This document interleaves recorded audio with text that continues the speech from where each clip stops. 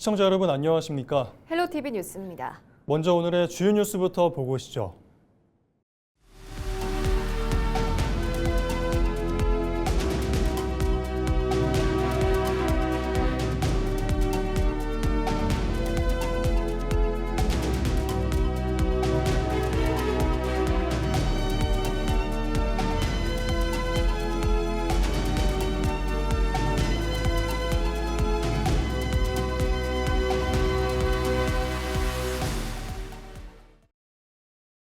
원주 의료기기 산업진흥원장의 경력 기재를 둘러싼 논란이 커지고 있습니다. 이력서에는 삼성 메디슨 팀장 경력이 기재돼 있지만 해당 업체는 근무 이력이 확인되지 않는다고 밝혔습니다. 당사자는 자회사 명칭을 줄여 쓰는 과정에서 생긴 착오라고 해명했지만 사실관계 확인이 필요하다는 지적이 나오고 있습니다. 박건상 기자의 보도입니다. 지난 4월 원주시의회의 인사청문회를 거쳐 제10대 원주의료기기 산업진흥원장에 취임한 김영성 원장. 시의회도 큰 이견 없이 적격 의견을 채택했지만 취임 이후 허위 경력 논란이 일고 있습니다. 이를 실현하기 위해서 5대 핵심 추진 전략을 제안합니다. 김영성 원장이 제출한 이력 현황입니다. 학력사항과 함께 주요 경력사항을 보면 지난 1999년 11월부터 2004년 2월까지 메디슨 팀장을 역임했다고 적었습니다. 이력서에 기재된 메디슨은 현재 삼성 메디슨으로 해석될 수 있는 표기입니다. 하지만 삼성 메디슨 측은 김 원장의 근무 이력이 없는 것으로 확인된다고 밝혔습니다. 이 때문에 허위 경력 논란이 일고 있는 겁니다. 의료기기 산업진흥원 원장님에 대한 어떤 사실 확인을 조회해 본 결과 해당 업체에서는 이력에 대해서 확인된 사실이 없다라는 회신을 받았습니다. 그렇기 때문에 이에 대해서 원주시에서는 적극적으로 해당 내용에 대해서 사실 확인이 필요할 것 같습니다. 원주시는 이 같은 사실을 전혀 모르고 있었습니다.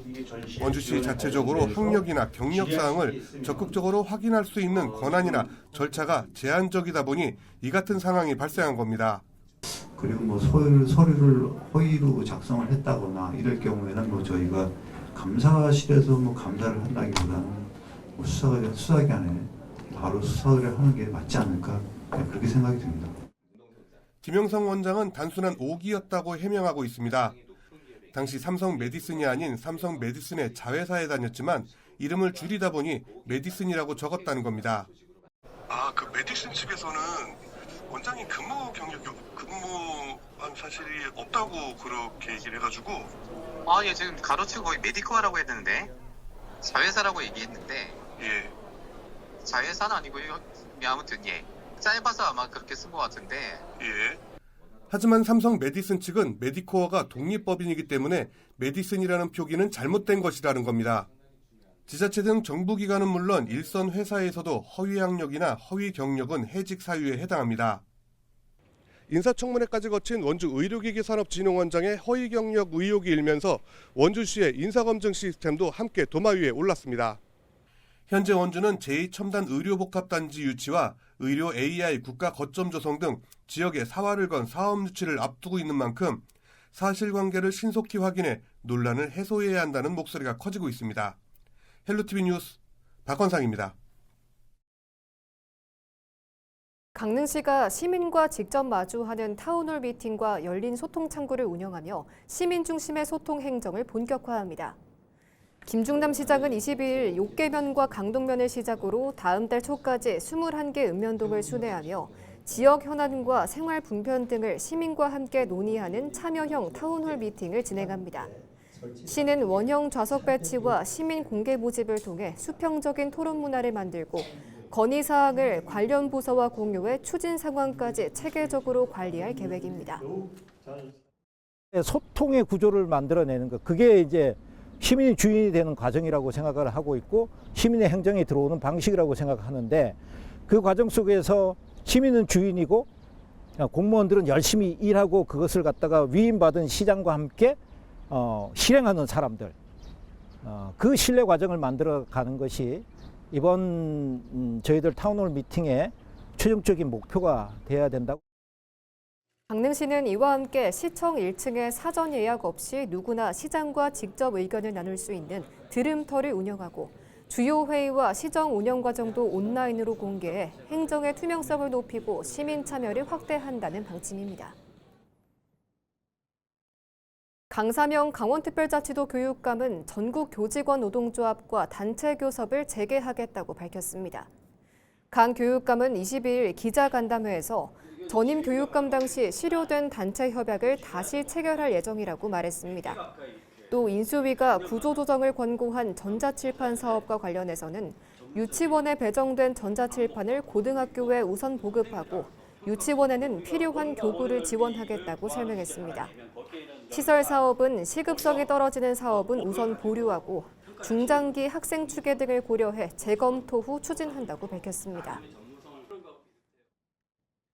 강원특별자치도가 제4차 전국 항만기본계획 수정계획에 따라 동해 묵호항과 옥기항, 주문진강의 특성을 살린 맞춤형 개발에 나섭니다.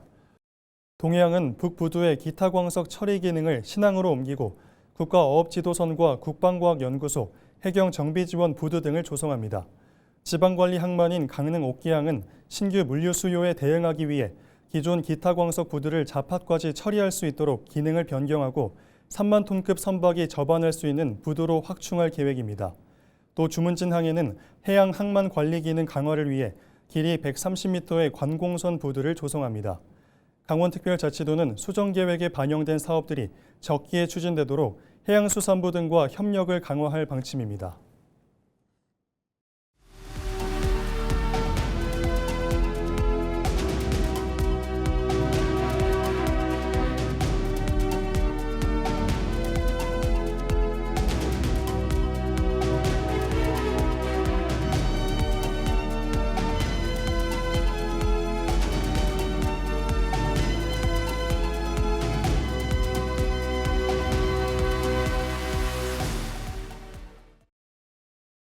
열두 살 손자가 숨진 강릉 급발진 의심사고.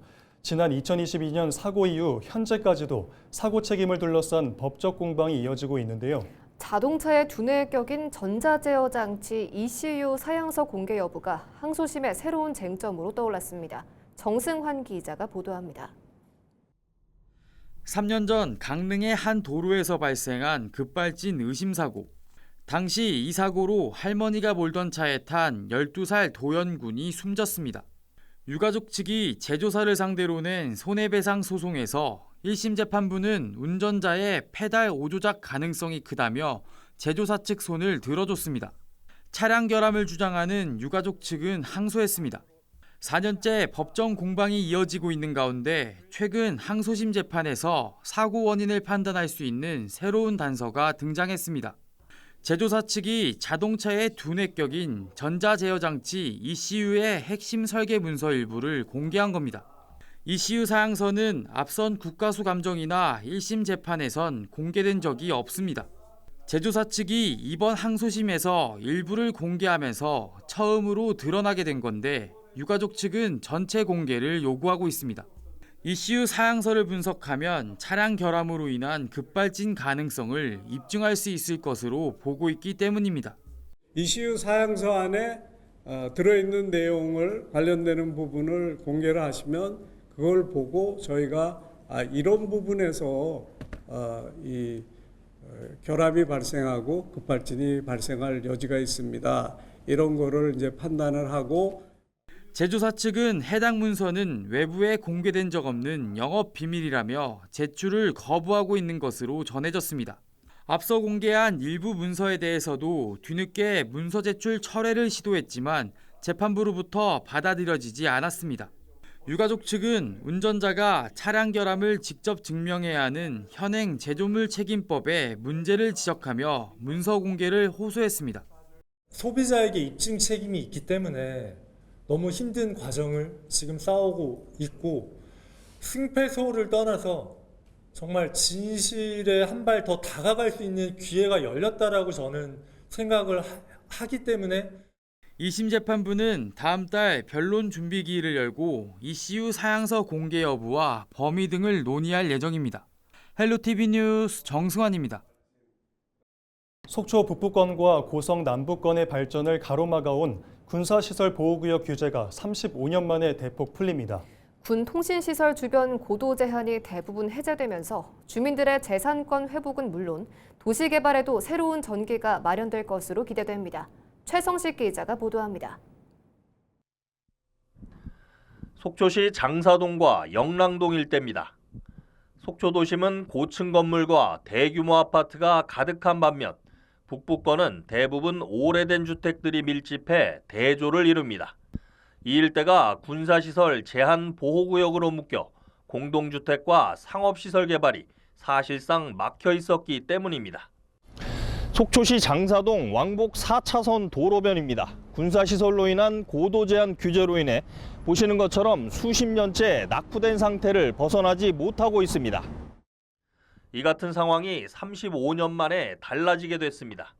국방부는 21일 서울 여의도 면적의 10배에 달하는 군사시설 보호구역을 해제하거나 완화한다고 밝혔습니다. 국방부는 국민 권익 증진과 지역균형 발전을 위해서 약 2,916만 제곱미터의 군사시설 보호구역을 해제 및 완화합니다. 이번 조치로 군 통신시설을 중심으로 반경 2km였던 제한보호구역 범위가 500m로 대폭 축소됩니다. 이에 따라 고성군 토성면 용촌리 등 4개 마을 450만 제곱미터, 속초시 장사동과 영랑동 등 188만 제곱미터가 제한보호구역에서 해제됩니다. 속초 북부권의 고도 제한이 전면 해제되면서 공동주택 건립과 도시개발 사업도 가능해질 전망입니다. 지자체, 지역사회단체와 정치권이 국방부 등 관계기관에 군사규제 완화를 지속 건의해온 성과라는 평가가 나옵니다. 국방을 위해서는 반드시 있어야 될 시설이지만 그것도 또 주민들에게 너무 피해를 주어서는 안 된다 하는 그런 공감대가 국방부를 움직이게 했고요. 또 그 주민 여러분들의 그 많은 염원들이 하나로 뜻이 모아져서 뭐 이렇게 좋은 결과가 있게 된 것 같고요. 이번 규제 개선으로 노후 주거지역 정비와 공동주택 건립, 기반시설 확충 등 개발 여건이 크게 개선될 것으로 지역사회는 기대하고 있습니다. 또 영랑호 관광단지 조성과 도시재생 사업 등에도 탄력이 붙을 전망입니다. 이제 북부권에도 속초시의 균형 발전 내지는 새로운 변화가 올 거라고 생각합니다. 요번에 고도 제한의 해제 문제는 단순한 고도 제한의 문제만이 아니고 지금까지 그 북부권을 옥죄고 있었던 장막의 유리 천정을 뚫고 북부권의 개발을 새롭게 할 수 있는 그런 계기가 됐다고 생각합니다. 군사시설 보호와 주민 재산권 사이에서 수십 년간 이어져 온 갈등. 이번 규제 해제가 속초 북부권과 고성 남부권에 새로운 성장 동력이 될 수 있을지 관심이 모아지고 있습니다. 헬로티비 뉴스 최성식입니다. 기후위기와 고령화로 사과 농사 짓기가 점점 어려워지고 있습니다. 이런 가운데 사과나무를 묘목의 병풍처럼 나란히 키워 생산성을 획기적으로 높이는 새로운 재배 기술이 주목받고 있습니다. 사과 재배의 지형을 바꿀 현장을 한범호 기자가 다녀왔습니다.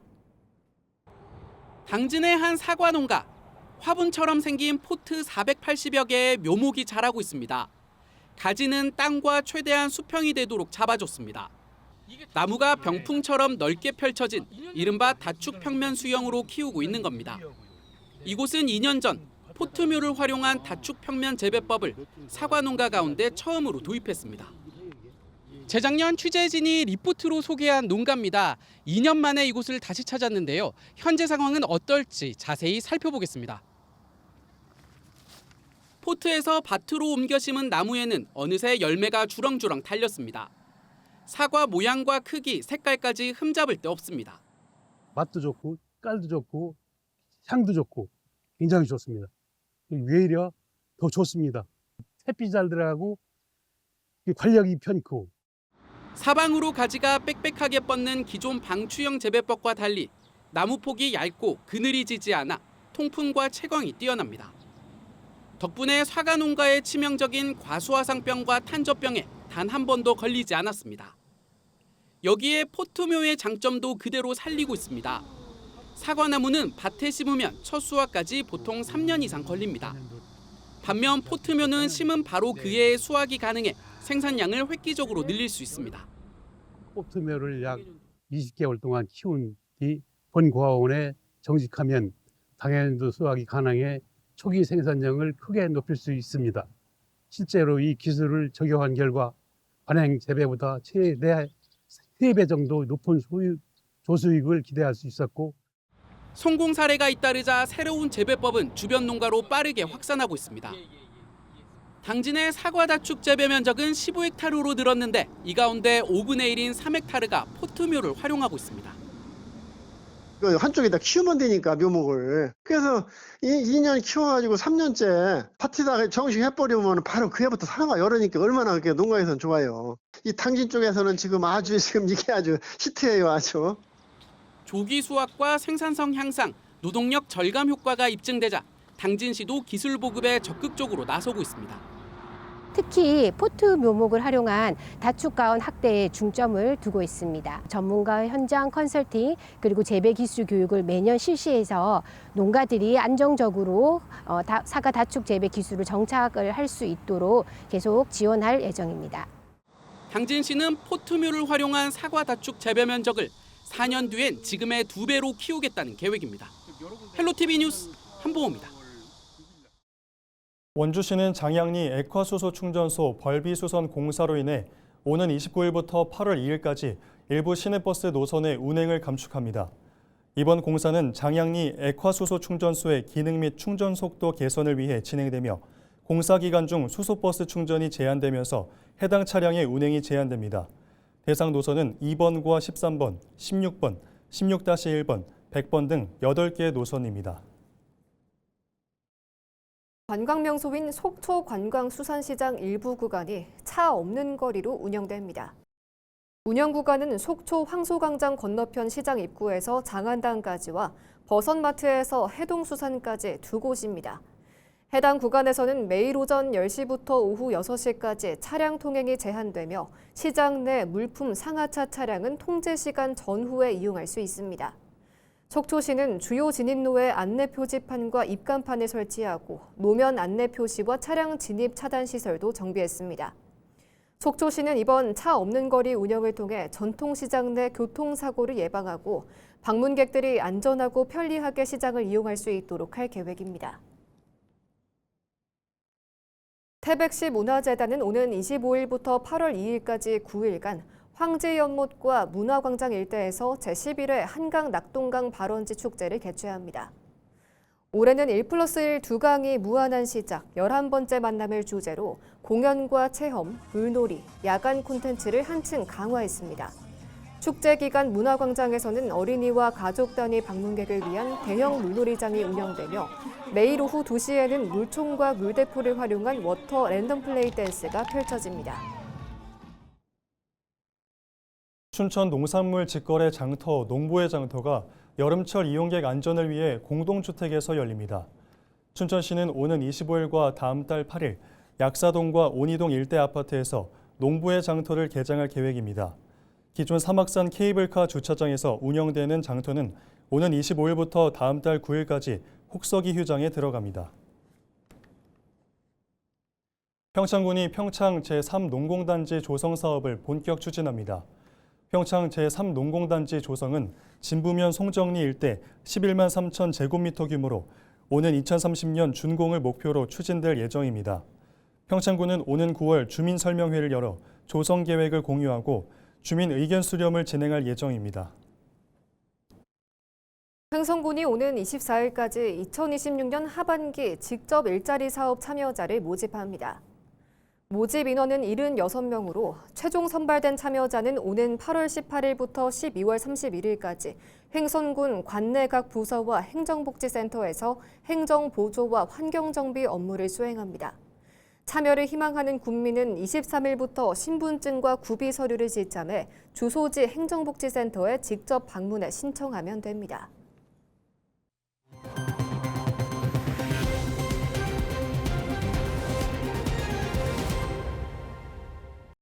이상으로 뉴스를 마칩니다. 시청해주신 여러분 고맙습니다.